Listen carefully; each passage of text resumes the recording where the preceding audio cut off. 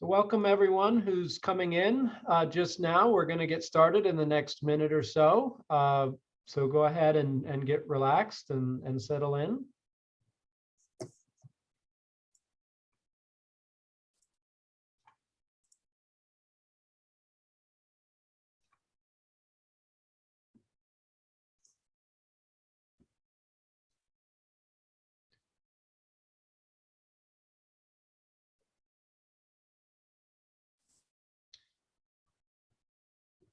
So thank everybody for coming today. We're very excited. This is our fourth of our four-part series for the release of our second edition of the Handbook in B2B Marketing, sponsored by ISBM. So in this fourth edition, we are going to have two, again, wonderful previews of upcoming chapters from the book. First, we're going to have Kevin Keller talk about his and Phil Kotler's chapter related to branding in B2B firms. If you have any questions during the presentation, feel free to post those in chat. I'll be happy at the end to engage Kevin in some Q&A. When we're done with that, we're going to introduce Venky. Venky's going to talk about B2B e-commerce. And again, if you have questions, feel free to post those and I'll be happy to share those with Venky at the end. So let me go ahead and stop sharing and I'll hand the floor over to you, Kevin. So go ahead and share a little preview of what you guys have been working on. That sounds great. Well, look, it's good to be here, and apologies, Phil Kotler could not be here. So I'm going to be doing the talk today. Phil sends his best. He just wasn't able to schedule it in. But I think it's a great idea, and really happy to be able to talk about this chapter, which we really enjoyed working on together. So let me share screen and start. So, our focus, and again, the beauty of this chapter is you get so many different angles and perspectives, and ours was on branding in B2B firms. So really focus on the branding angle. So I just want to talk about three things. And again, I've got about 20 minutes, so I don't want to go beyond that. One is barriers in quotes to B2B firms making good use of branding. And that's important because it's sort of the state of the art, if you will, of branding in B2B firms in terms of some of the resistance that you might get and expect to get. But then I want to talk about, B2B firms actually making good use of branding. Not going to say a lot about that, just highlight a few. And then really the steps necessary to build and manage a strong B2B brand with future research built in there, which I think is an important part of this series, is to be thinking about research opportunities. So barriers, there's kind of a theme here, and I'll put a few of these up. We can go through these pretty quickly, but a lot of it is sort of a lack of understanding of how branding works and sort of a misperception. So these are all kind of the myths, if you will, that often persist. And Phil and I both have encountered this working with B2B firms. It's only about choosing a name or logo or slogan.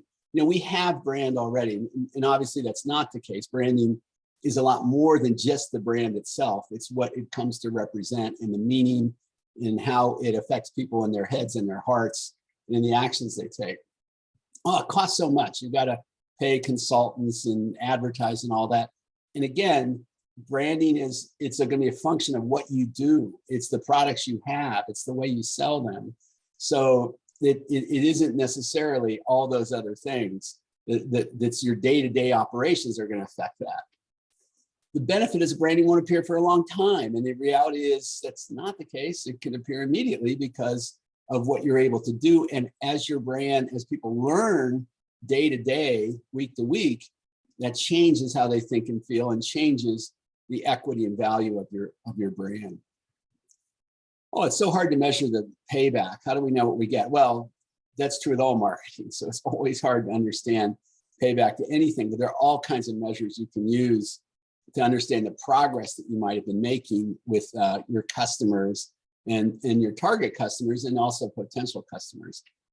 We can't spare people doing this. We can't build a big branding department, and it's so complex. It's too, and reality is you're doing it already, and you have a brand. Every organization has a brand. The question is what you do with it, how you manage it, and in what ways do you actually then try to build its image and build its awareness and build its equity and value.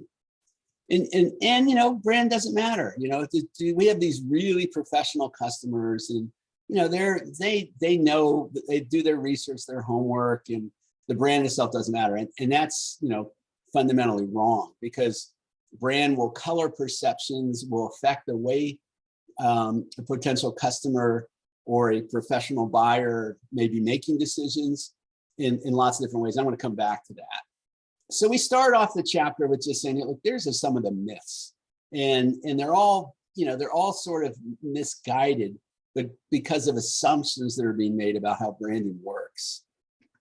So, you know, we highlight a few firms that are doing this well. And so we go into some exemplars like DuPont or IBM or Cisco that, you know, through the years, and all brands are going to, and all companies are going to have ups and downs, but they've really demonstrated some important ability to be able to build their brand and achieved a lot of success. And then we highlight a few other ones and some notable ones. I won't read the whole list. You can kind of take a look at this, and you may have some of your favorites. And there's certainly many actually that are not on this list. The point being that there are B2B firms that are building really strong brands and benefiting from really strong brands. So again, one of the themes of the chapter is that it is an important part of running a B2B business is how you think and act towards your brand and what kinds of things you do to build a strong brand. So let's get into, I think, where the real research opportunities kind of lie. So there's a series of steps, I think there's 6, that we talk about in the chapter that are kind of necessary to build and manage a strong B2B brand that, you know, characterize what the best companies are doing. And I just want to kind of identify them, and I'll talk a little bit more about the research in a second, future research. So one is just, you know, making sure the entire organization understands and supports branding and brand management. And that's really there's kind of a vertical and horizontal dimension to that, which is senior management has to embrace that. CEO in particular is critical and often a key part of building a brand in a B2B setting for what that CEO represents and says in different ways. But also horizontally, other areas of the organization, understanding, appreciating, supporting what the brand is the strategy and the tactics behind building that brand, really critical. So it's not isolated in some so-called department. Everyone recognizes their role. And that's fundamentally important because that's a start point to create that culture, if you will.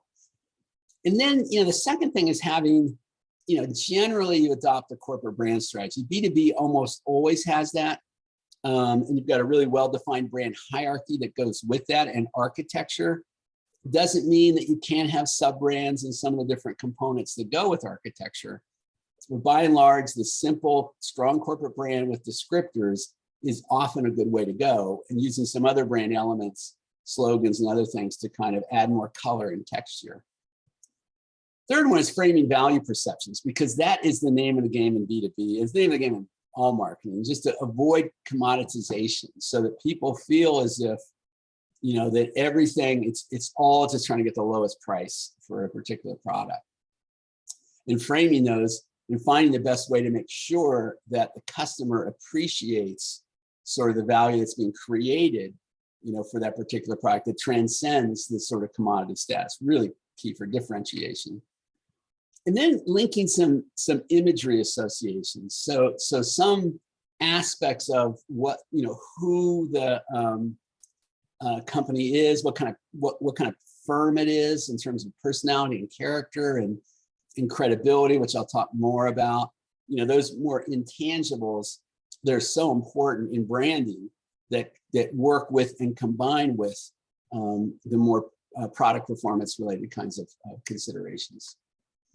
And then somewhat, you know, along those same lines, uncovering the relevant emotional associations. So what in terms of how a customer, you know, not only thinks, but also feels, and what are the right ways to think about that. And that's something where there are a whole range of emotions and feelings that go into, you know, any customer or consumer, be it an individual, be it an organization or a company. The 3 I would highlight in B2B there's a sense of security, there is social approval, and there's self-respect. And there's sort of an inner, if you will, sense of security, that trust and confidence, which is huge in B2B, because often these are very significant investments, either financially or otherwise. And also the notion of social approval, that you care what others think about you as a company. You like associating with other top companies and what that says about you. And lastly, personally, the self-respect part that you get from how you feel you're working with peers that are also in strong, companies and organizations, and how you just feel about that. So those are all different kinds of emotions that can play a role in B2B buying settings. Then lastly, segmentation and developing tailored branding and marketing programs, recognizing that there's segmentation within the organization, obviously, thinking of different aspects of the buyer center, if you will. And then there's segmentation across organizations, different characteristics of who you might be selling to. And then how to think about how to then bring the best marketing program to have impact, recognizing those differences. So those are the 6 steps. And so those are the ones that we feel in terms of what are the ingredients, if you will, for a strong B2B brand. Creating that foundation, developing a good strategy in terms of the architecture and the hierarchy, and then really taking that value, making sure you're creating it, recognizing the role of intangibles and more emotional associations. And then lastly, just sort of the segmentation as you build out, if you will.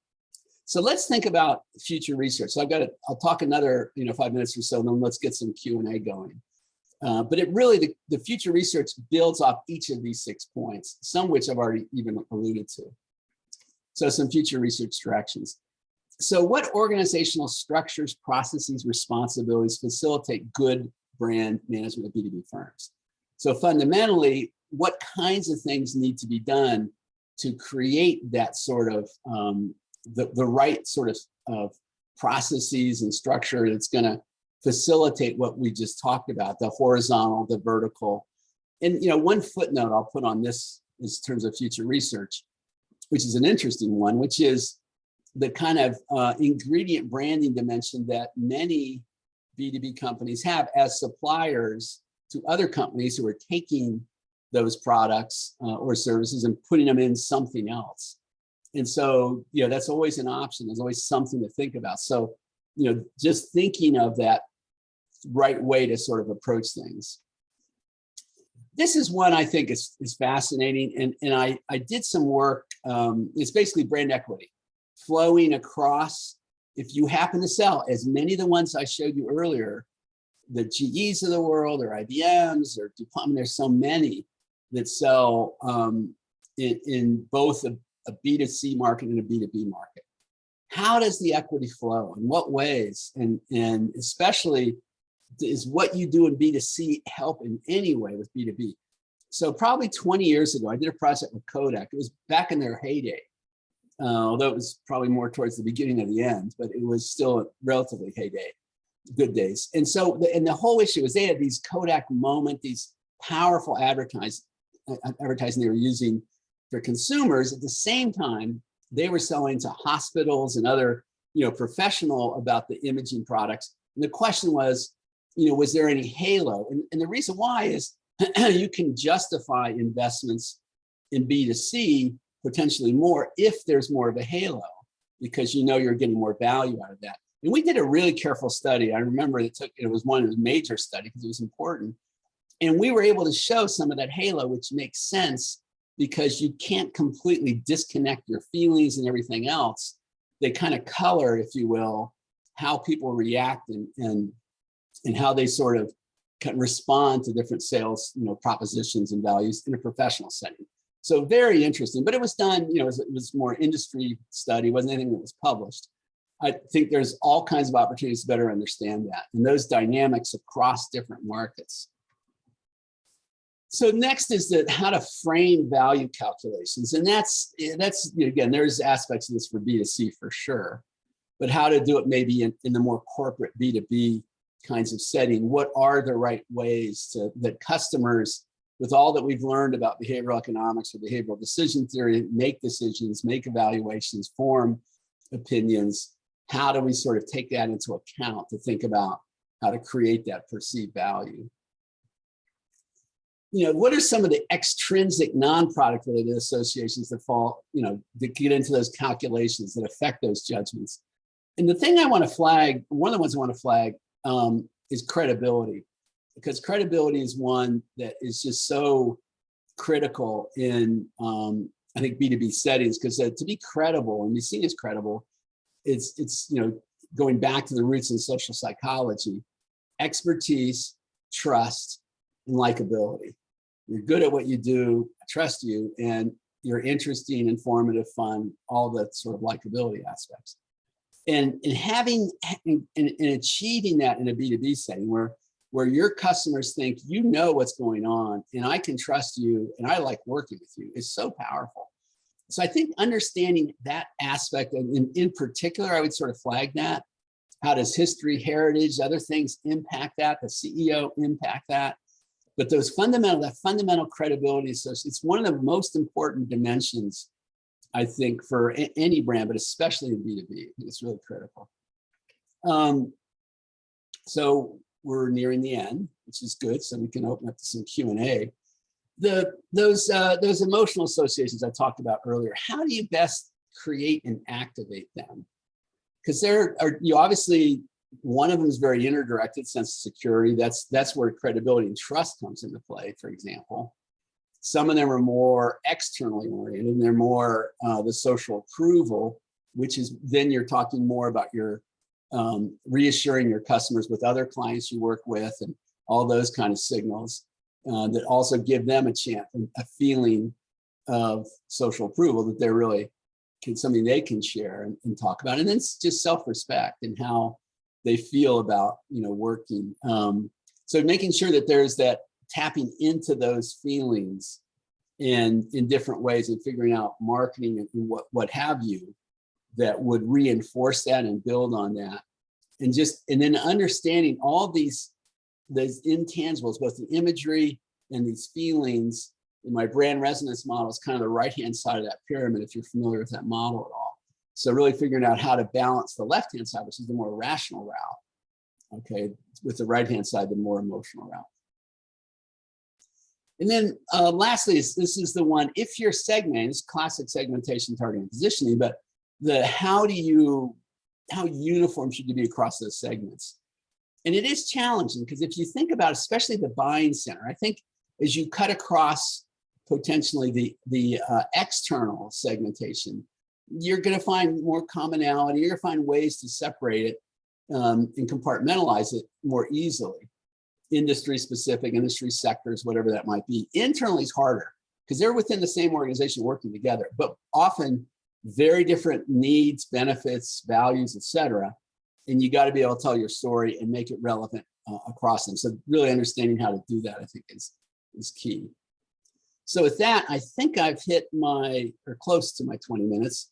And that gives you a flavor for the chapter and how it's set up, and the range that we kind of cover and the points that we try to make.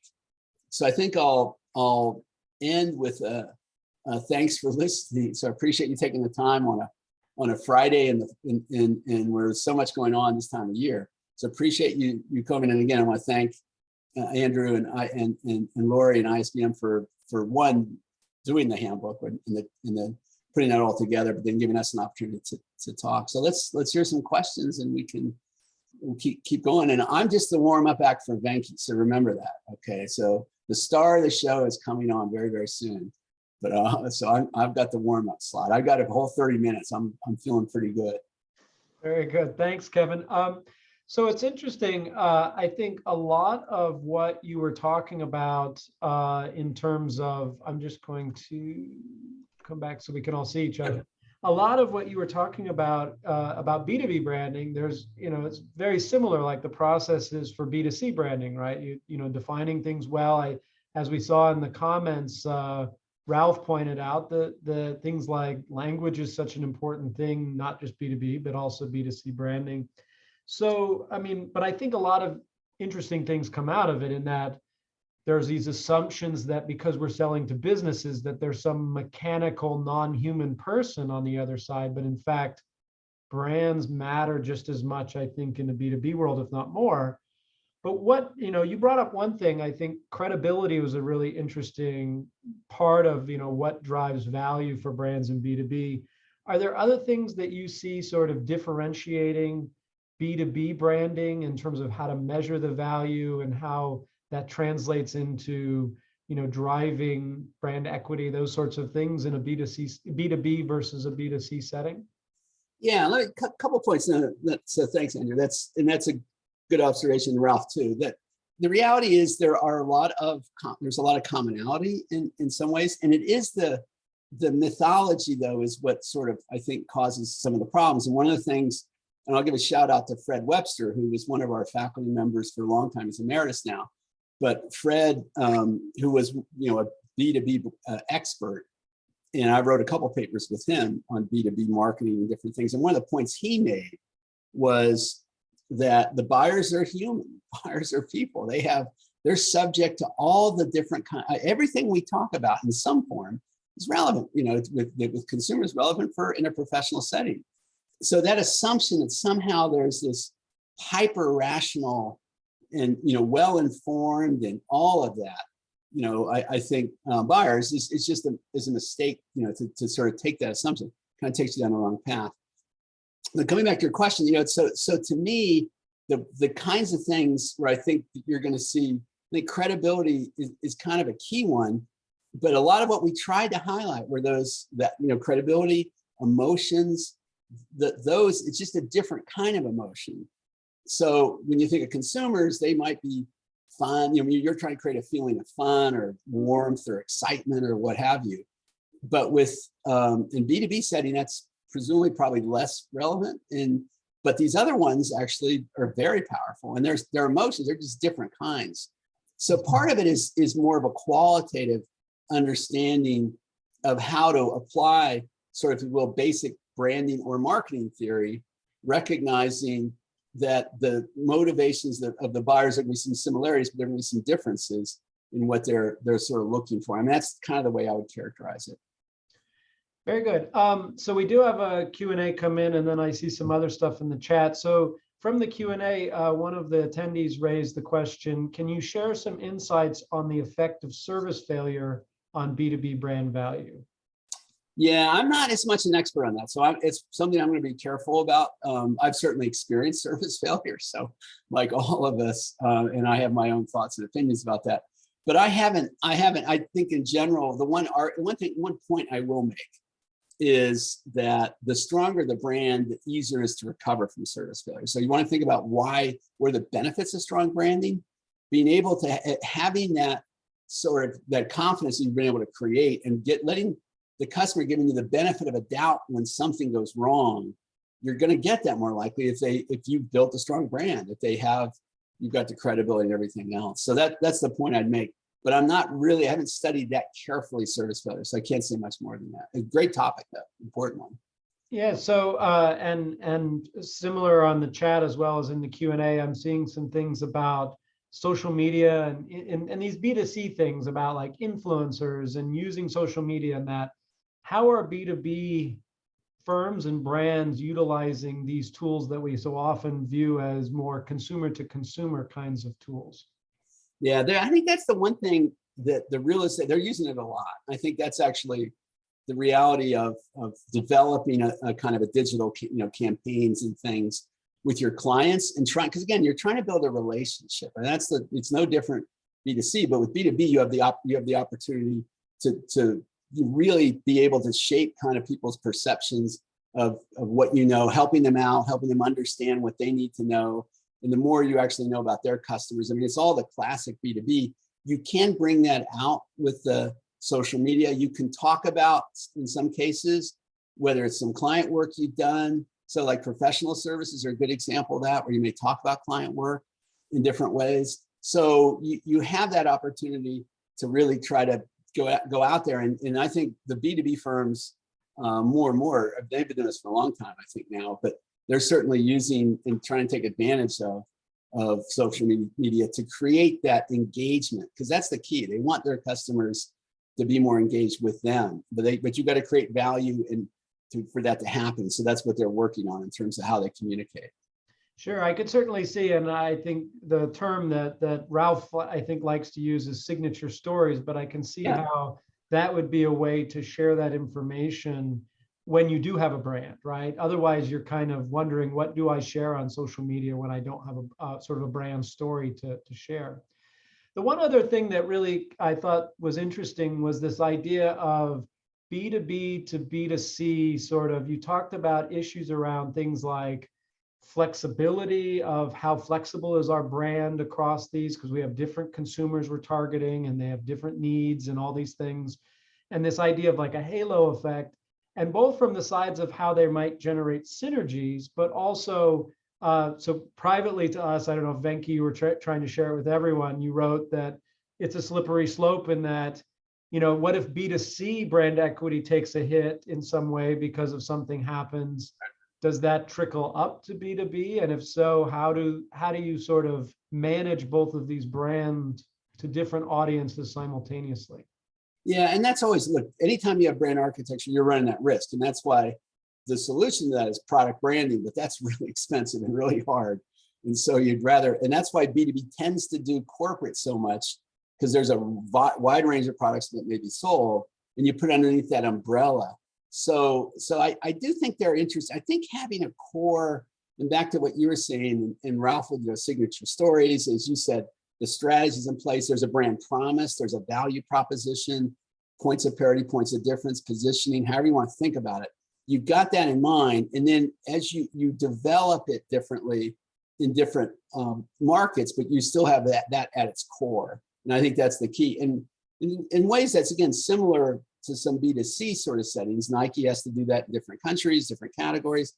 But in B2B, you got to think about how the main difference to me is that internal kind of, the whole notion of the buying center and how you divide that up. I think cutting across is less of there are lots and lots of issues, but there's more, I think, commonality there. I think within the buying center is very challenging. Sure. So we have one more question we'll ask, and then we'll pass it over to Venky. So one more question came in on the Q&A, talking about experiential marketing as to branding. Like in B2C, you have things like customer experience centers, brand museums, flagship stores, things that build the sort of this vision of what is the brand. What about B2B in terms of, you have these different customers, you're having, going out, maybe doing more professional selling with them.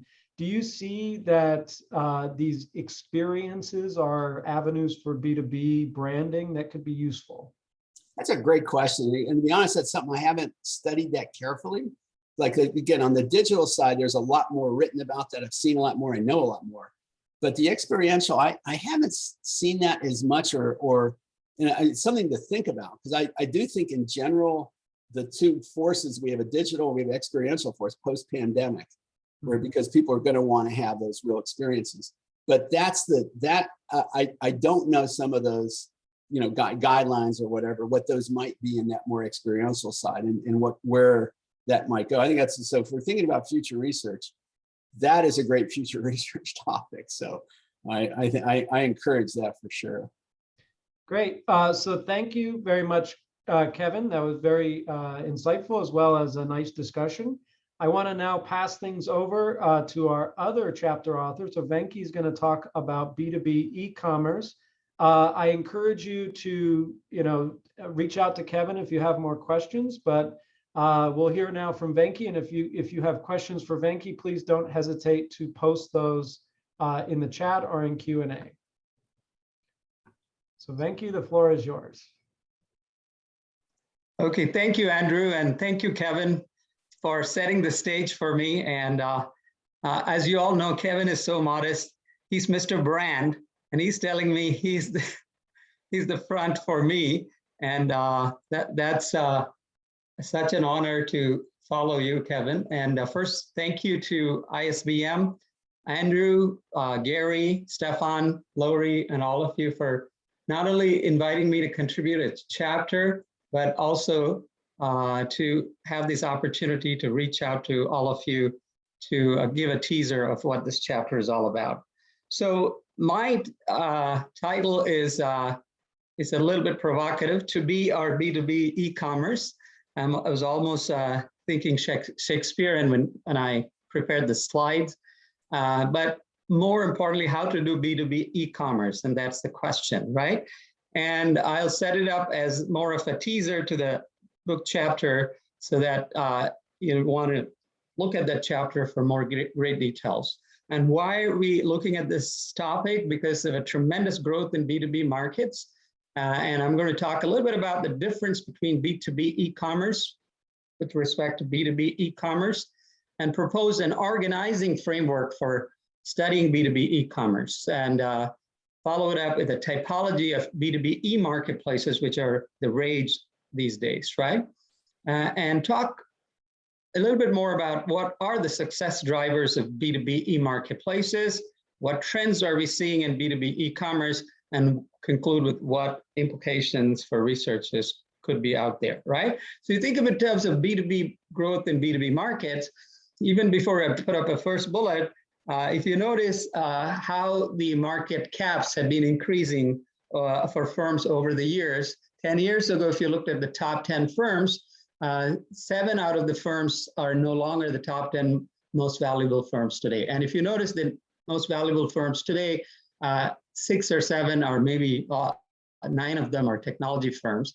And right on top, you have $2 trillion firms, right? You have Microsoft, you have Apple, and you have now more recently Google.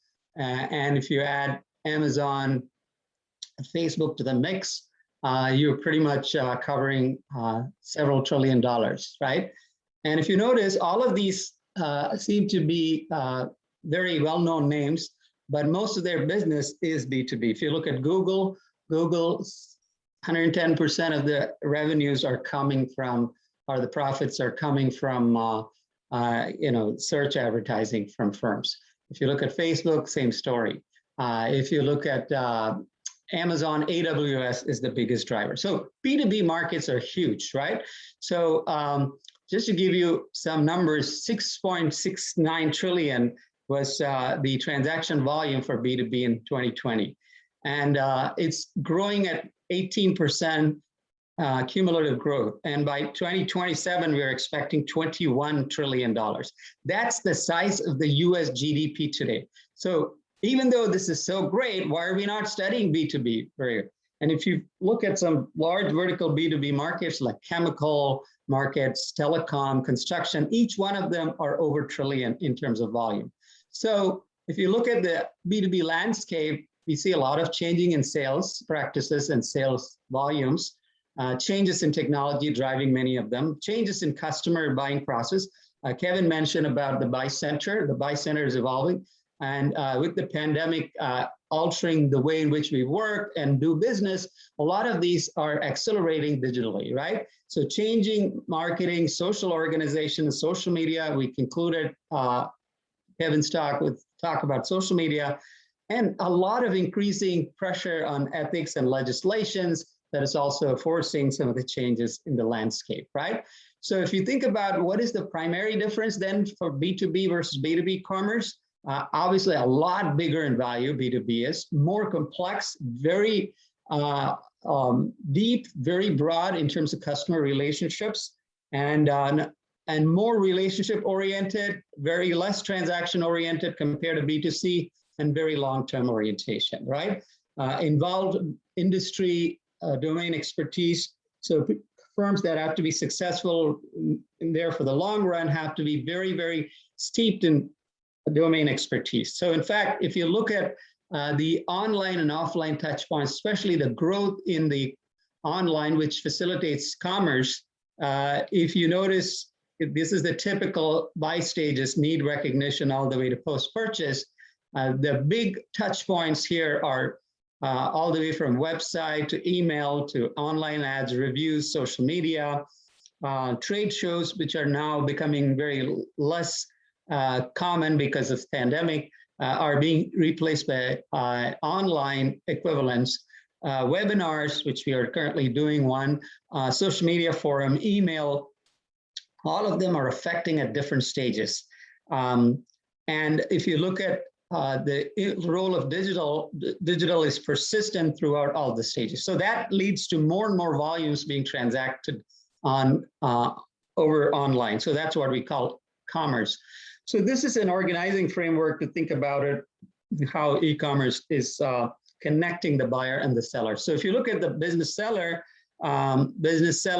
needs access to pool of customers, lead generation, needs a lot more buyer information and precise customer targeting and continuous customer service, and over a period of time, cost reductions, including marketing cost reductions. And that's what is provided by digital, because digitization and digitalization helps you reduce cost and expand reach to the buyers. From the buyer side, buyer is looking to select suppliers, the right vendors over a period of time, compare products and services, and continuously order large scale, big volumes, and do constant price search and discover, right? And on the e-commerce that connects the buyers and sellers are provided through multiple forms of platforms, starting with the EDI in the late 80s and 90s, electronic data interchange, followed by extranets, which these were the equivalent of internet within the company-to-company transaction, B2B, now right down to today's world where we have lots of exchanges and marketplaces, and the activity that these e-commerce platforms or exchanges or these forums do include starting from product information provision to communicating on a constant basis to buyers and sellers, processing orders, tracking shipments, customer support, and pricing, which is a big part of it, which could be any of the three types: posted pricing, auction pricing, negotiated pricing. All of these are now facilitated, enabled by e-commerce platforms and e-commerce providers, and promotions too. So basically, e-commerce is growing not only in volumes and the dollar value, but it's also in terms of breadth and depth of activities, right? So here are some examples of B2B marketplaces that are very, very popular. And their life sciences, ExoStar is one of them. Auto, we have CVSN, Vipar, and the big chapter, I provide greater details. And I urge you to just surf around and look around for yourself to get some more details on this if you're interested in business services, Proactis. If you're interested in all kinds of business services, ranging from document management to hiring temporary and managing supply chain. Many of these business services are found in these marketplaces.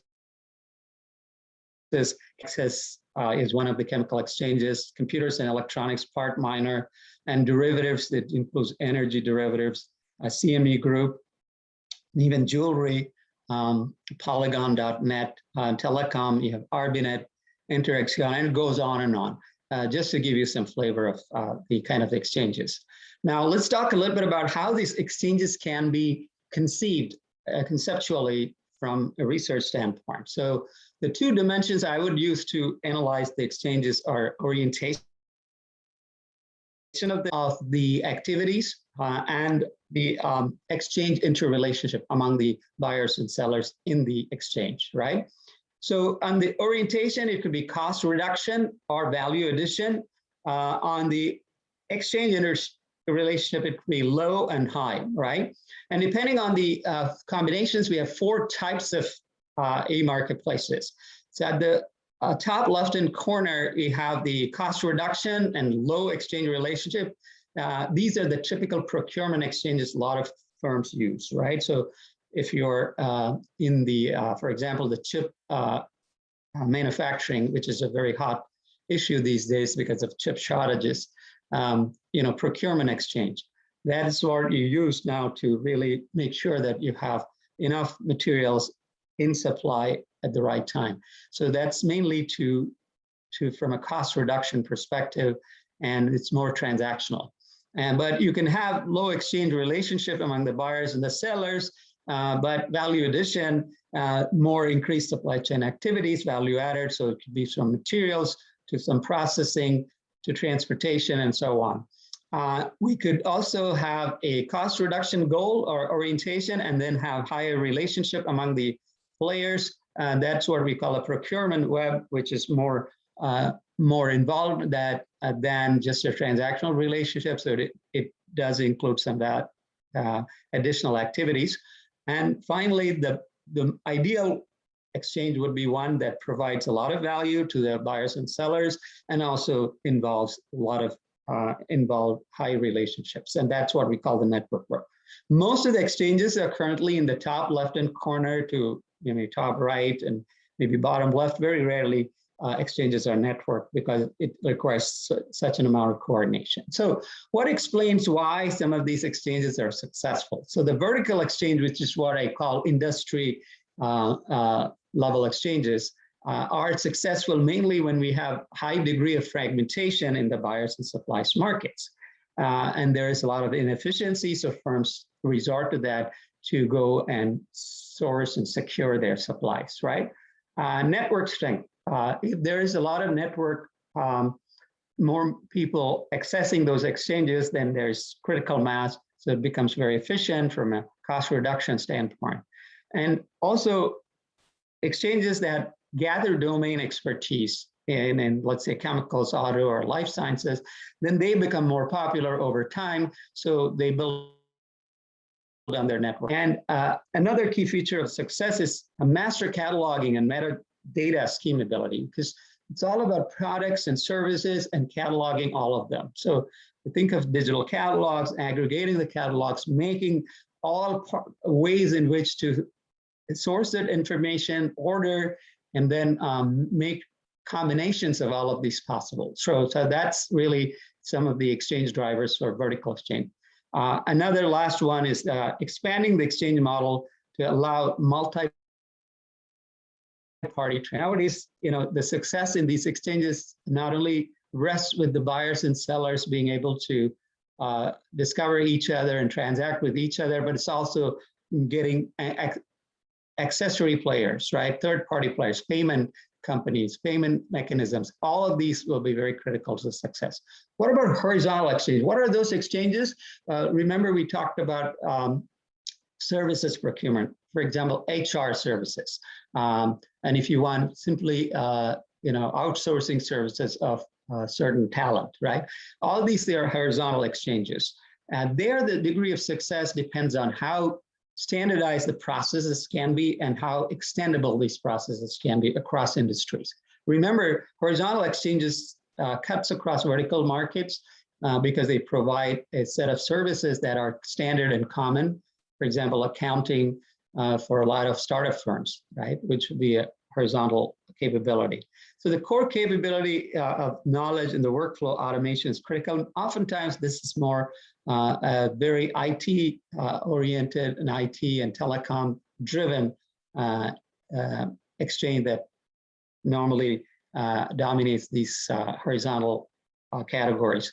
And also complementarity of industry specific knowledge. So how complementary are, for example, we could combine pharmaceutical and knowledge versus hospital management knowledge and related healthcare spaces to combine the knowledge, and those tend to be very important in the success, right? And also finally, how customizable you can make your capability across for the players.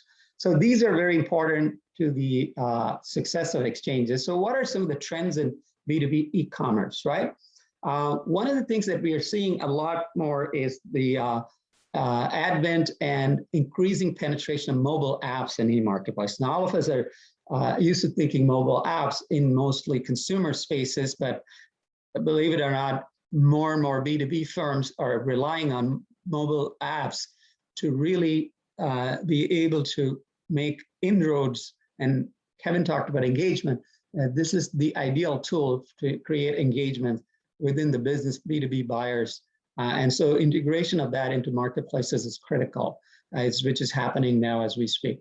And then there are already some market shakeouts. The pandemic has made a lot of these exchanges kind of consolidate, and there is kind of a winner take it all in many exchanges that are taking place. So 10 years ago, there were like 10 exchanges for any category. Today, we're talking about 2 or 3, and it could even become 1 and, in some cases.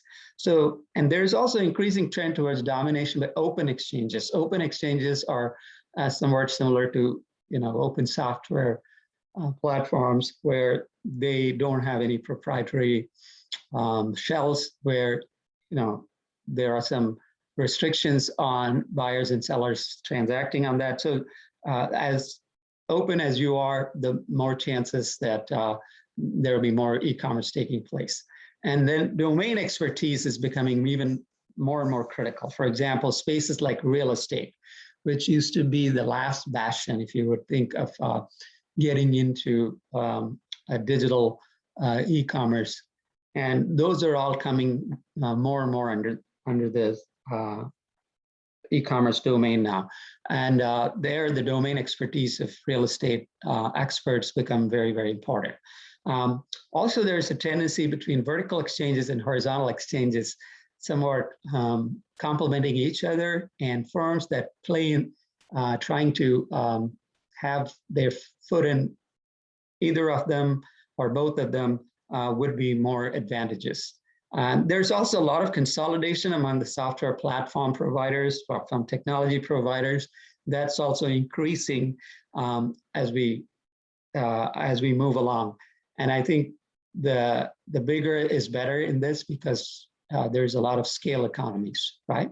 So what are some of the implications for researchers, right? There's a ton of research questions, and I'm going to only scratch the surface of some of the research available. So first off, if you think about companies getting together and designing e-marketplaces or e-market platforms, trying to, there's a lot of IPOs now very much in demand. Many of them are platform companies, and they're looking at marketplaces for everything. And so how do we design e-marketplaces for single or multiple categories, right? And we are all familiar in marketing, researching ad tech and martech, where there's a lot of ad platforms. Think of it as, how do we optimally design that? They still don't know a lot about that.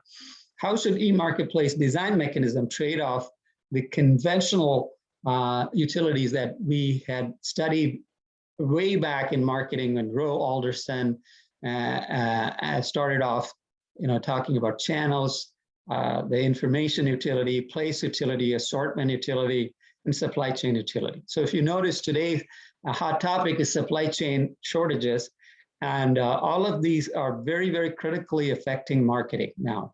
And how do B2B e-commerce trade off these utilities to design a better mechanism, right? How do channel coordination issues extend to channel networks and e-marketplaces? We've done a lot of work in channel coordination, particularly in the analytic area in marketing, and we've studied them empirically by primarily through survey research. But nowadays, we have so much of rich data that is transactional data, and can we study all of these to see how the channel coordination issues, how shortages issues, for example, affect the profitability of different players, right? So this would be a great area. And how can firms seamlessly integrate their e-commerce platforms across the exchanges? Now, if you are a firm into, trying to market your offerings, whether service or goods, now lots of firms are offering both.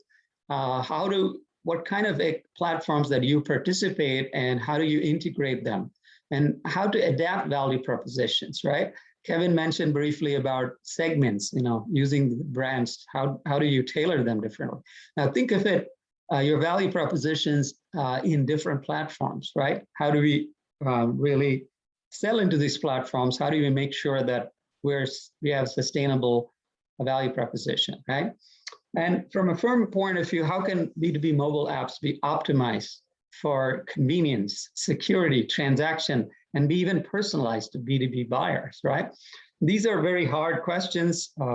You've just scratched the surface. There's a little bit of research that has started, but I think there's a lot more research to be done. So I think I'm out of time. I'm hit the 20-minute mark. And Andrew, is it a good time to take questions? Sounds good. Yeah, we do have a few questions. So let me come back here so we can see each other. So I think you raised an interesting point that the pandemic has been sort of a forcing mechanism for a lot of firms to put their money where their mouth was. They were talking digital, but now they are digital, and there are both these digital products that are surfacing that they're selling, but even more, as you pointed out, I think is going on in the digital, let's say, process and platform world, where these B2B firms are now interacting with each other digitally. Do you see that as more of these platforms were there and people are sort of now more adopting them, or have there been sort of revolutionizing ways in which new platforms and processes have been built through this pandemic that have affected this e-commerce and B2B? I think it is a bit of both, Andrew. Obviously, pandemic has accelerated tremendously the amount of commerce that goes through digital now. So that's no question. But what pandemic has also done is also given a hope to a lot of these new technology and a lot of firms to really get into platform design, and lots of technology companies have kind of taken on the challenge of moving in big time into this space and creating solutions for that. So we see a lot of opportunistic movements into this space, and with machine learning, AI, and data sciences really driving many of the acceleration and developments in many of the areas, we can see that B2B commerce are going to be more and more automated. Buyers can be more strategic. In fact, my joke is that B2B marketing can become a bot-to-bot marketing, right? So there's more automation. It's not a joke anymore, it's probably reality. There's a lot of influence of agents, buyer and sellers side, and that's what's the maybe the next generation that we will be watching, that we need to be researching. And I think there's I sort of asked that because I think there's a natural follow-up question that somebody raised from the attendees, which is, we've studied a lot of who has the power between supplier power and buyer power in these B2B relationships. Do you think that these new marketplaces where that might become bot to bot sort of shifts those powers, or who has the power, or what can we sort of think about that now that we've seen this change? That's a great question. If anything, what we are seeing is more of a democratization of power, right? So what it means is that between the buyer and the seller, there's more democratization, more leveling. However, what is emerging is that some of these platforms can become stronger. Mm-hmm. And sometimes these platforms are controlled, or even, in financially, some of the players have investments in the platforms. So that is where I think the power shift is kind of happening.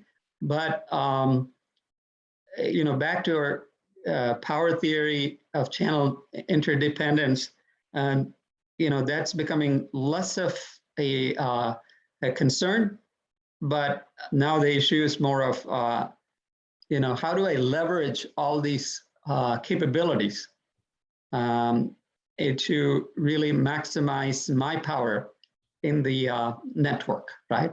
We previously used to think of a channel, which is a linear buyer and a seller, but now we can think of a network or a web, and how do I make sure that I leverage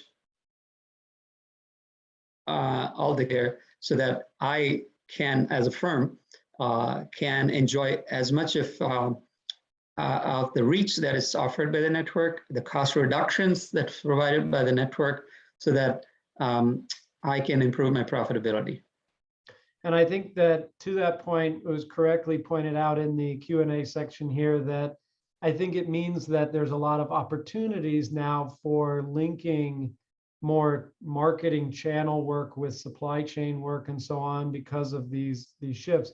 So what I want to do now is I'll actually ask if Kevin's still there, if you want to jump in. I have a combo question for both of you guys, since both of you brought up the topic, and it was also raised by in the Q&A by our former executive director, Ralph Oliva, which is, what are your thoughts or any research on building, maintaining brand equity in digital commerce, especially B2B? I think both of you touched on it a little bit, but I want to kind of give you both a chance to sort of say your thoughts about digital branding. Venky, do you want to go first? Because just it follows, I want you to follow your train of thought through what you've been talking about. Then I'll jump in. How's that? Sure, that I can give it a shot. To me, I think most brands will become digital sooner than later. You know, it's already becoming. Previously, we used to think digital versus non-digital or traditional and so on. I think if you look at the DNA of most companies today, digitization, digitalization, digital transformation that are sweeping through all the firms. So in terms of where the branding is